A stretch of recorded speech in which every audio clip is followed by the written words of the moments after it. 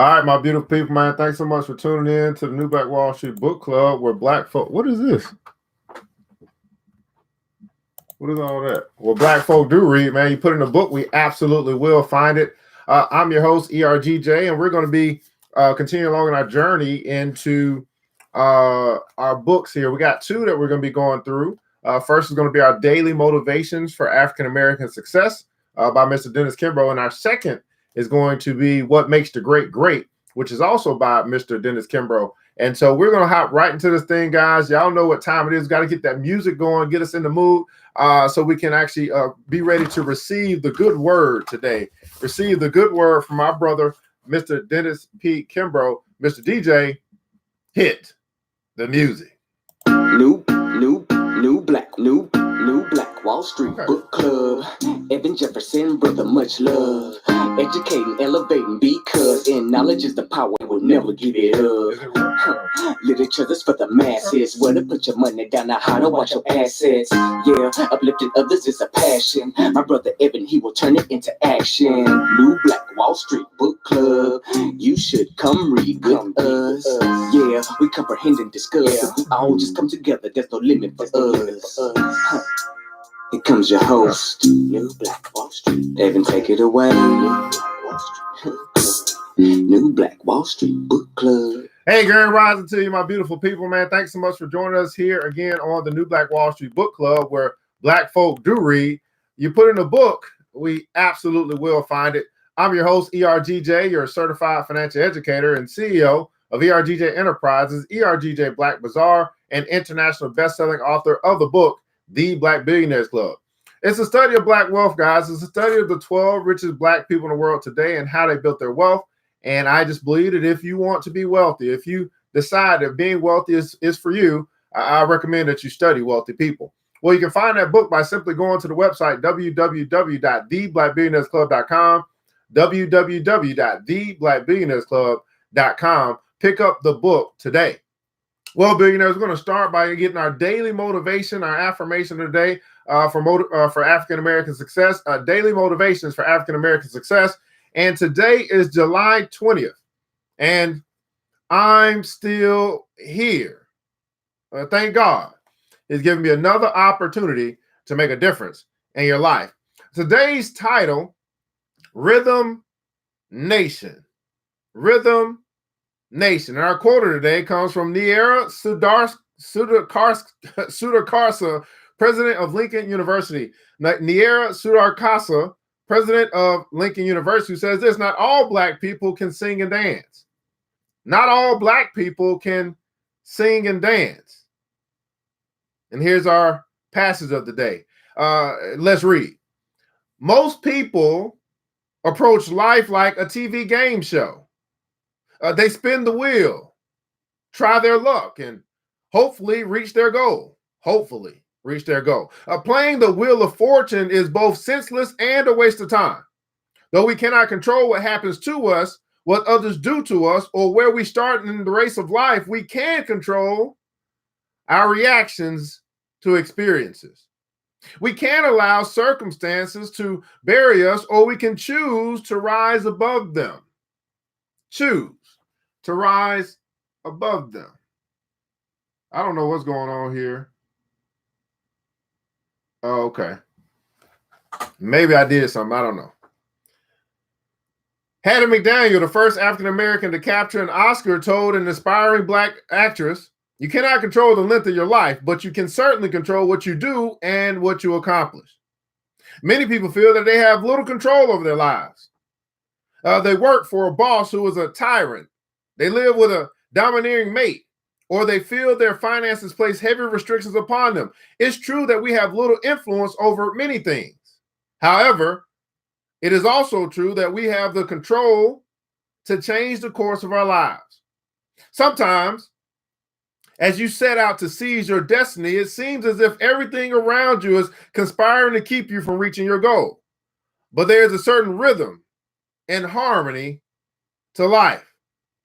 The secret is to pick up on that rhythm and harmony and take advantage of the momentum it provides. The secret is to pick up on that rhythm and harmony and take advantage of the momentum it provides.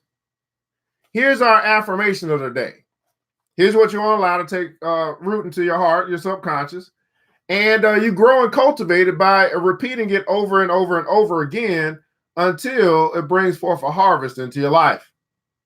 Repeat after me. I will open myself to the divine flow of life. I will open myself to the divine flow of life. Let's do it one more time for the people in the back, the people on the way back. This time, say it with some conviction. Repeat after me. I will open myself to the divine flow of life. That's our affirmation today. Again, Daily Motivations for African American Success by Mr. Dennis Kimbro. Daily Motivations for African American Success by Mr. Dennis Kimbro. I will open myself to the divine flow of life. All right, billionaires. Well, we're going to get right to the meat of our discussion today. 30 minutes a day to keep broke away, 30 minutes a day. We're coming out of the book, What Makes the Great Great? What Makes the Great Great by Mr. Dennis Kimbro. Again, we're self-development, self-improvement, personal development. You change the way that you think by eating different stuff, and you can change your life. So what makes the great great? Coming out of chapter 4, as we're talking about the greatest asset, which is, he uses the word integrity. And this chapter is the big one. The big one. Let's read. Everything seemed normal on that Sunday afternoon, January 16th, 1994, at California State University at Northridge. The next day, Martin Luther King Day, was a national holiday and nearly everyone had the day off. Although the university was in the midst of its spring registration, parking lots were empty. Buildings were bare. All was quiet, though the silence was almost deafening. Then, at 4:31 a.m. Monday, it happened. The earth began to tremble, to shake violently. People were thrown from their beds. Furniture crashed to the floor. Those who were fortunate enough to survive and make it to their rooms, two were not, heard glass shattering everywhere. When the shaking stopped, in that frozen instant of silence before car alarms went off and police and fire alarms broke the silence, it seemed to be the big one. And California State University at Northridge was the epicenter. The quake dismantled communication and computer systems, halted registration, and rendered all major facilities, files, and records inaccessible. Transcripts, production, and application processes were shut down, and valuable research was lost. The school's new logo, created the year before, was attached to the library's towering columns. School officials chose the location because they wanted to display a symbol of power and strength. Ironically, pieces of the building are now missing. The columns have cracked, and disaster relief officials are weighing the prospects of whether the structure can be saved at all. But the price was much more costly. 2 promising Cal Northridge students lost their lives under the rubble of their collapsed apartment. By the time the news reached the campus, everyone was shaken to the core. Never before had a college or university been hit with such a natural disaster. The earthquake registered 6.8 on the Richter scale, enough to rattle the nerves of everyone throughout the state, including the school's pillar of strength, President Blenda J. Wilson. I knew I was in for a tremendous challenge when I took this job, Dr. Wilson admits, but I didn't think it would be this big of a challenge. After the quake, I was told that considering the circumstances and the amount of loss and devastation, our school would be closed for the balance of the year. I couldn't believe my ears. Blenda Wilson bore the inevitable title by faculty and students alike as the commander-in-chief of a university campus that looked more like a war zone. When the final members came in and the destruction was assessed, she was informed that the Northridge earthquake caused more damage to the facility, $300 million worth, than any other disaster in United States history. The next day, she toured her quake-ravaged school, stopping frequently to console victims. However, It was Blenda who needed a tender shoulder to cry on when she received the news from disaster officials that it would take nearly a year to piece her campus back together. A headlong pace has become Blenda's operating mode since the day the California State University Board of Trustees named her to the post, making her the first Black and first female to direct the largest system, 350 acres, 27,000 students within the state of California. Her credentials for the post were remarkably complete. A nationally known speaker on higher education policy, she holds both master's and PhD degrees in educational administration. Wilson became the first woman of color to serve as chancellor of the University of Michigan, and by age 40, she was an associate dean at Harvard University's Graduate School of Education. However, her new assignment would fully tax her abilities. For example, in her new post, she has had to confront massive layoffs within faculty and staff due to declining revenues, sagging morale, and a fiscal budget seemingly out of control. Nonetheless, this tiny woman with a smooth bronze complexion stood tall in her moment of crisis and quickly snapped into action.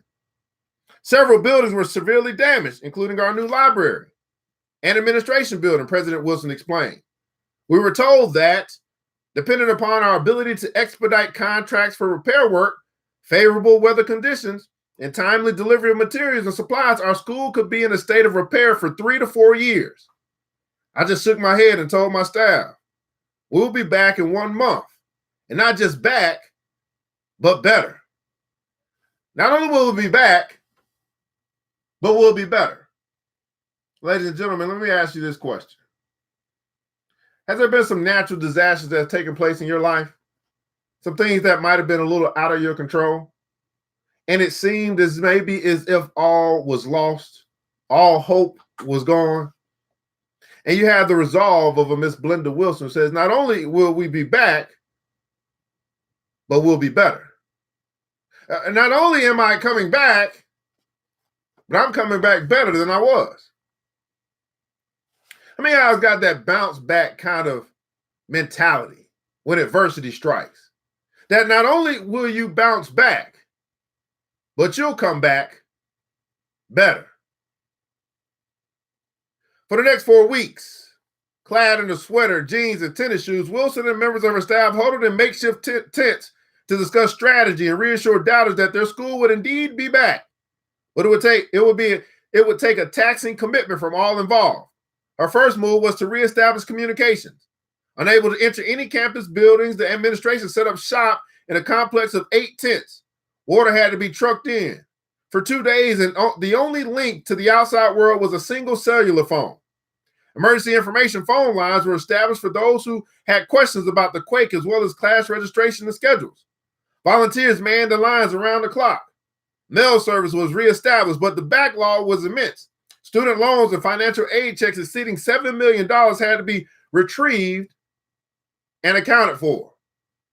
Next, Wilson ordered 400 temporary single-story buildings, not nearly enough to accommodate the school's heavy class load, to be placed on every available open space to serve as classrooms and offices.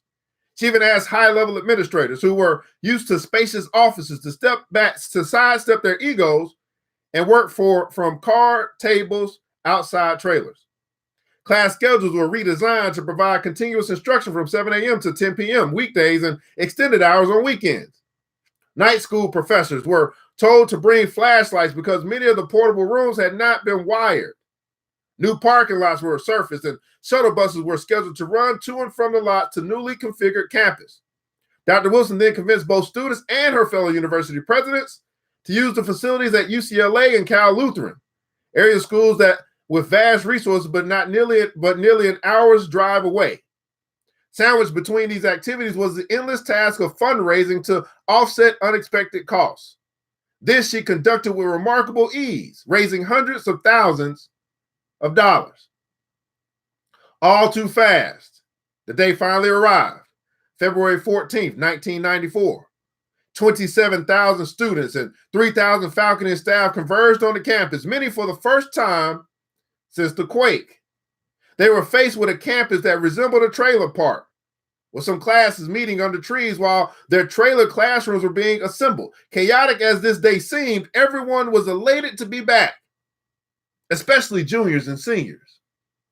Despite the enormity of problems, the loss of 2 precious lives, the countless aftershocks that had everyone wondering when it would end, a skeletal communication system, reassembling student files, and a campus-wide cleanup of hazardous materials that kept workers away and cost the university nearly $50,000 per day. Their president had kept her word. Blenda Wilson spared no pains and considered no chore too burdensome. 16, 18, 20-hour days would not rob her of her objective. Whenever she found anything to be done, she did it. Whenever anything had to be investigated, she investigated it. And if anything had to be repaired, she made sure that someone repaired it. All under the backdrop of personal integrity. Everybody put in the console #integrity. She was never spoiled by flattery or soured by disappointment. I didn't pull off any miracles, she said. If anyone pulled off any miracles, it was our faculty, staff, and students. They're the ones who did it. Amid confusion, busted freeways, and severed phone lines, Dr. Wilson stayed true to her word. Not just back, but better. Not just back, but better. As you think about whatever it is that you went through last, whatever the last big thing for you, the last big one for you, because I'm pretty sure that many of us have had multiple big things happen in our life. I mean, I can think about people that have lost important people in their life, and family members or mothers or fathers or grandparents, the big one. Or maybe it's something where you failed in school. I'm not quite sure. The business didn't quite turn out the way that you thought it would the first go round. As you think about the last big one that you faced, the biggest challenge, the biggest obstacle, the biggest hurdle, the biggest disaster, did you simply say, like Dr. Blenda Wilson, not only will I be back, I'm coming back better? See, there's a philosophy that simply says this: you either win or you learn. See, some people think of it saying, I either win or I lose. No, you don't lose, you learn, because if you learn, you can come back better. You can come back stronger, wiser, more disciplined. You can come back better when you don't actually win. See, not winning should make you work a little harder. Not winning should get you to figure out why you didn't win so you can win next time. You either win or you learn. Not only do you come back better. The big one. Next subsection, guys, we're going to discuss is the mark of integrity. The mark of integrity. Blenda Wilson's story doesn't end here. The purpose of sharing her message is not to discuss the tragedy that ravaged the sprawling California campus. No, her story goes far deeper than just a few pages. There's a valuable secret that you should know. Somewhere here in her experience, you will find yourself. This truth, sublime in its simplicity and powerful in its beauty, is the highest lesson of human relations. The first character trait that children should learn, and the last that humanity should forget. It is a virtue that Dr. Wilson would rather not live without. It is perhaps the most striking phrase uttered by one individual to another. I gave my word. I gave my word. Society needs more heart.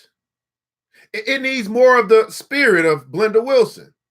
Keeping your word, honesty, and trustworthiness is the straightest, surest path to respect and success. It pays to be on good terms with your conscience. The secret of integrity is an absolute surrender of self to all that is better and pure. Before a consuming zeal for all that is fair and noble, the barriers to our goals and desires recede and are diminished. Settle it with yourself that no matter the circumstances or the adversities, you will never lie, cheat, steal, injure, or deceive anyone. Whatever you do, keep your word. Whatever you do, keep your word. If keeping your word brings pain and difficulties, bear it like a champion. This is the quickest way to become a champion. If keeping your word brings stress and strain, hold on to your integrity and face the consequences. If keeping your word causes others to scoff and discount, don't take the easy way out. Maintain your upright demeanor and remember this maxim: all that troubles is but for moments. Let others lead small lives, but not you. Let others argue over small things, but not you. Let others cry over small hurts, but not you. Let others forsake their honesty, their character, and their integrity, but not you. Everybody put in console, not me. Keep your word. Let others not keep their word, but not you. The most valuable asset that you will ever have is how you are known to others, your reputation for honesty and fair dealing. As Shakespeare wrote, he who steals my purse steals trash, but he who steals my good name steals all. He who steals my purse steals trash, but he who steals my good name steals all. Never allow anyone or anything to cast aspersions on your character. You must guard your good name and your reputation above all things. You must never compromise your integrity or peace of mind for anything or anyone. On several occasions, I've witnessed people who chose to concede their integrity and peace of mind for money and for their career, for fame or a relationship. Unfortunately, they ended up with nothing. The individual of upright character radiates an influence for good whenever he or she goes. Goodness of mind reflects itself in the face and manner so they can be clearly read by others. A genuinely good person is a constant guide and inspiration to those about him. For example, during one of the most difficult days of her ordeal, a young student sat in Dr. Wilson's makeshift office preparing for class. Anyone else would have left compromised, certainly slighted, but not this rock of integrity. Linda Wilson just stepped aside, smiled intently upon her young visitor, cleared the space, and told the co-ed to continue. To this famed educator, it was but one incident in a crowded day, a mere example of compassion soon lost under the weight of more trying moments. But to the impressionable undergraduate, it was an experience never to be forgotten. When asked later, did she feel imposed upon, true to form, Dr. Wilson demonstrated the power of integrity that frames her life. Listen to her words. The proof is complete. Throughout this tragedy, she said, so many people made sacrifices. My staff and faculty gave of themselves, from working long hours to even holding meetings in their cars. This was no imposition at all. Besides, when it comes to leading people, you never ask others to do what you are not prepared to do. Sum it up as you will. Integrity is the great desideratum of life. Wow, that's a big word. Desideratum of life.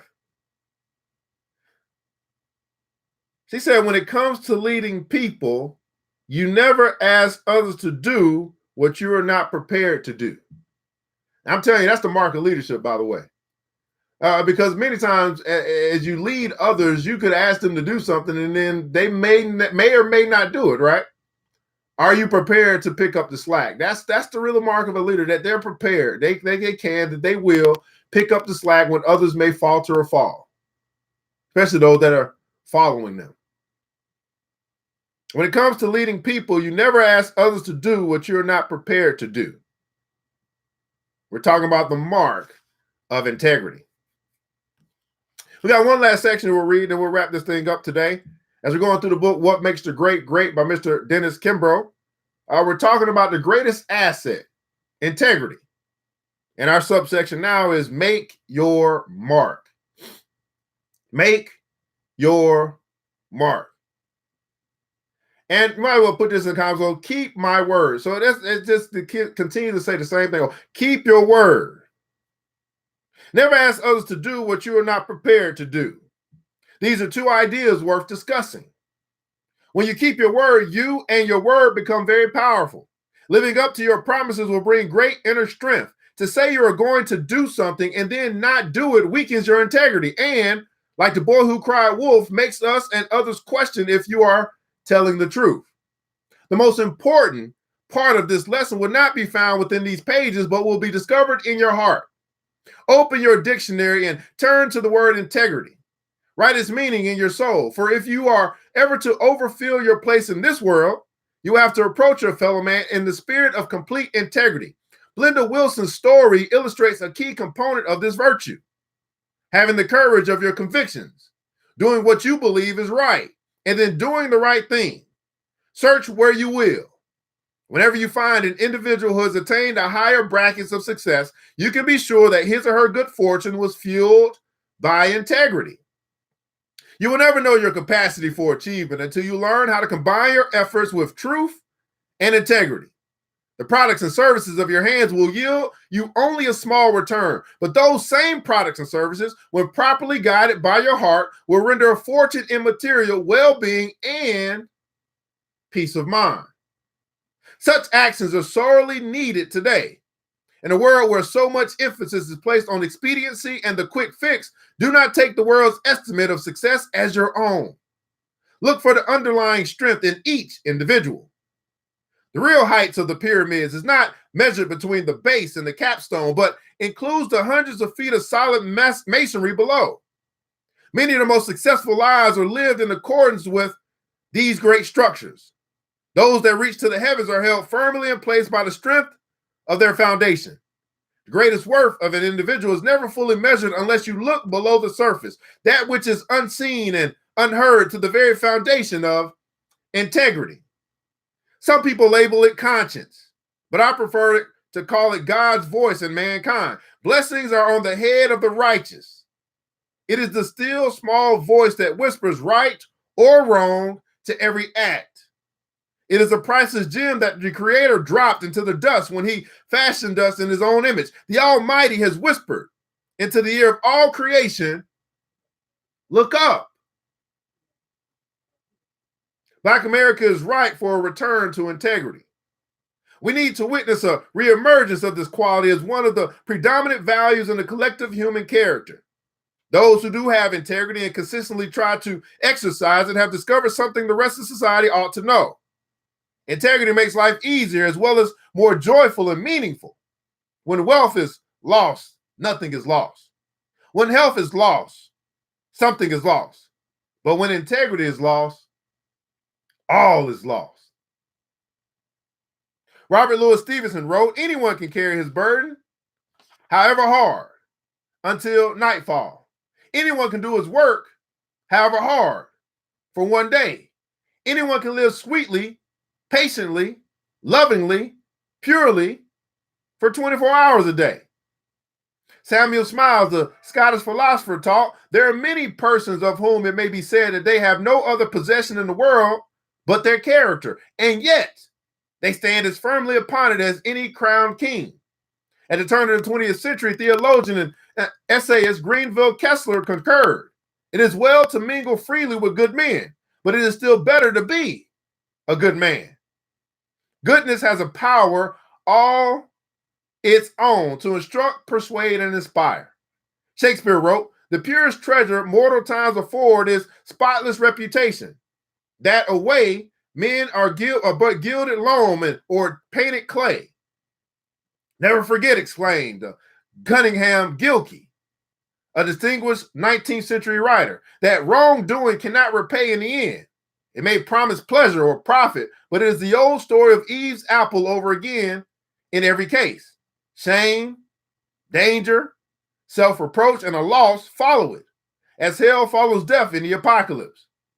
Best-selling author Stephen Covey brings us even closer. Integrity is the foundation of trust, which is essential to cooperation and long-term personal and interpersonal growth.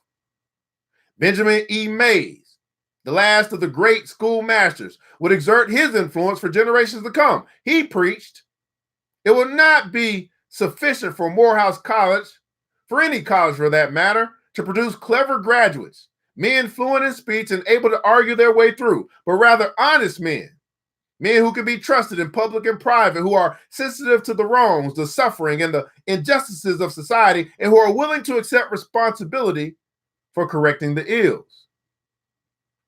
We are instructed in the book of Matthew, blessed are those who hunger and thirst for righteousness, for they shall be filled. Blessed are the pure in heart, for they shall see God.